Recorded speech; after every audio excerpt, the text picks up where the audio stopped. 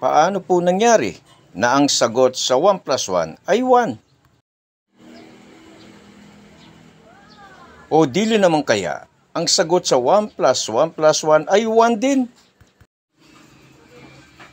Hindi po ba kayo nagtataka? Hindi po ba kayo naguguluhan?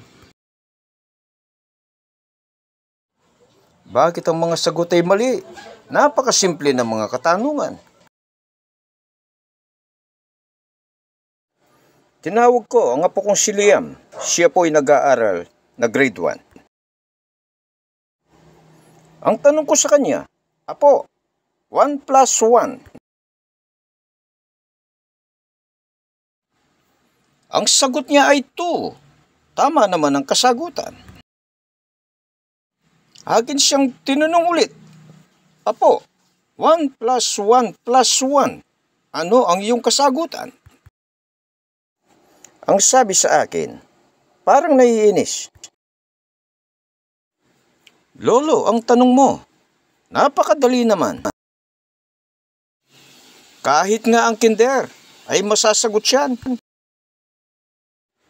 Ang huling tanong mo na 1 plus 1 plus 1, kahit pikit mata, masasagot ko yan. 1 plus 1 plus 1 equals 3 ang sagot dyan. Tiyak na tiyak ako. Walang alinlangan. Nakasulat sa Biblia o sa mga banal na kasulatan. Ang Ama ang tunay na Diyos. Siya'y iisa at wala ng iba. Wala ng ibang Diyos maliban sa Kanya.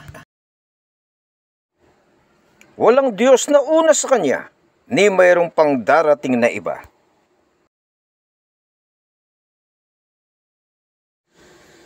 Ang sabi ng iba, maliban sa Ama, ang Anak ay Diyos din, isang Diyos sila. May sinasabi din, maliban sa Ama, maliban sa Anak, ay mayroon pang iba.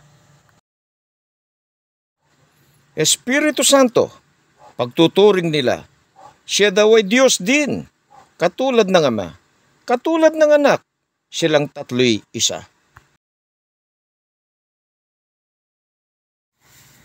Napakalinaw naman ang sinabi ng Biblia, ang iisang tunay na Diyos na siya ang Ama, wala siyang katulad, walang kagaya niya.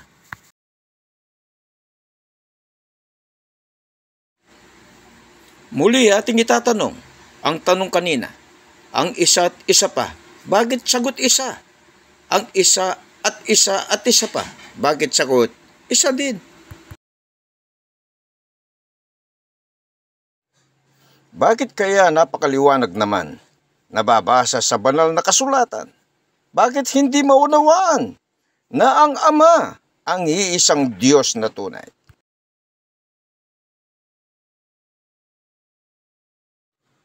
At sinabi niya sa kanila, sa inyo ay ipinagkaloob ang makaalam ng hiwaga ng kaharian ng Diyos.